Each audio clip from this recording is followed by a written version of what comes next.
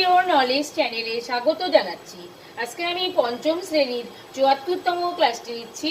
আজকের ক্লাসে ধার এবং বক্ররেখা থেকে যে ছোট ছোট প্রশ্নগুলো পরীক্ষায় করা হয় সেগুলো নিয়ে আমি ক্লাস নিচ্ছি। তো প্রথম প্রশ্ন, টেবিলের ধার ড্যাশটি। এটা হয়ে যাবে টেবিলের ধার হচ্ছে, ধার বলতে বোঝায় হচ্ছে টেবিলের কিনারাগুলো, সেই কিনারা থাকে হচ্ছে ৪টি। তাহলে টেবিলের ধার হচ্ছে ৪টি। টেবিলের ধার দুটি একটি ড্যাশ মিলিত হয়। তাহলে টেবিলের যে ধারগুলো থাকে সেটা কিন্তু দুটো কিন্তু একসঙ্গে এসে একটি বিন্দুতে মিলিত হয়। তাহলে এখানে আমাদের উত্তরটা হয়ে যাবে বিন্দুতে। তাহলে টেবিলের ধার দুটি একটি বিন্দুতে মিলিত হয়। ৩ নম্বর শূন্যস্থান, পাথরের ধার ড্যাশ রেখা। পাথরের ধার হলো বক্ররেখা। পাথরের ধারটা হচ্ছে বাঁকা এবড়ো খেবড়ো থাকে, তাই এটা হচ্ছে বক্র রেখা। ৪ নম্বর শূন্যস্থান, টেবিলের ধার ড্যাশ রেখা। টেবিলের ধারটা হচ্ছে একদম সোজা প্লেন থাকে, সেটা হচ্ছে সরল রেখা। তাহলে টেবিলের ধার হলো সরল রেখা। ৫ নম্বর, টেবিলের ধারগুলোর ড্যাশ আছে, কিন্তু সাধারণভাবে প্রস্থ মাপা যায় না, তাই এই ধারগুলোকে ড্যাশ বলে। তাহলে প্রথম শূন্যস্থানে কি হবে দেখি। টেবিলের ধারগুলোর ড্যাশ আছে। টেবিলের ধারগুলো হচ্ছে এগুলো হচ্ছে সরল রেখা, এগুলোর কিন্তু দৈর্ঘ্য আছে। টেবিলের ধারের দৈর্ঘ্য আছে, কিন্তু সাধারণভাবে প্রস্থ মাপা যায় না, তাই এই ধারগুলোকে রেখা বলে। এই উত্তরটা হয়ে যাবে রেখা।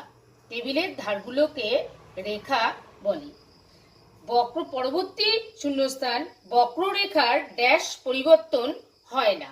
তাহলে এটা হচ্ছে বক্ররেখা থেকে, বক্ররেখার ড্যাশ পরিবর্তন হয়।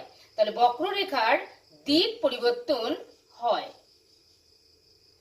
৭ নম্বরে আছে, দুটো বক্ররেখা পরস্পরকে ড্যাশ বিন্দুতে ছেদ করে। তাহলে বক্ররেখার আমরা জানলাম বক্ররেখা কিন্তু বেঁকে বেঁকে যায়, অর্থাৎ দিক পরিবর্তন করে যায়। এই প্রশ্নটাতে আছে দুটো বক্ররেখা পরস্পরকে ড্যাশ বিন্দুতে ছেদ করে। তাহলে আমরা যদি দুটো বক্ররেখাকে নিই, তাহলে এরা কিন্তু পরস্পরকে অসংখ্য বিন্দুতে ছেদ করতে পারে। এটাই হচ্ছে যে দুটো বক্ররেখা পরস্পরকে এখানে হয়ে যাবে অসংখ্য বিন্দুতে ছেদ করে। ৮ নম্বর, দুটি বিন্দু দিয়ে ড্যাশ বক্ররেখা আঁকা যায়। তাহলে দুটি বিন্দু যদি আমরা নেই, তাহলে এটা দিয়ে কটা বক্ররেখা আঁকা যাবে এটাই এখানে বসাতে হবে। তা আমরা কিন্তু সরল রেখা একটি আঁকতে পারি, কিন্তু বক্ররেখা যদি আমরা এইভাবে আঁকি, এইভাবে একটা আঁকতে পারি, আবার আমরা এখান থেকে এইভাবে আবার আনতে পারি। এইভাবে কিন্তু আমরা দুটো বিন্দু দিয়ে অসংখ্য বক্ররেখা আঁকতে পারি। তাই এটার উত্তর হয়ে যাবে দুটি বিন্দু দিয়ে অসংখ্য বক্ররেখা আঁকা যায়। এই সমস্ত ছোট ছোট প্রশ্নগুলো ধার এবং বক্ররেখা থেকে পরীক্ষাতে আসে, তাই আমি আজকে এগুলো নিয়েই ক্লাস নিয়েছি।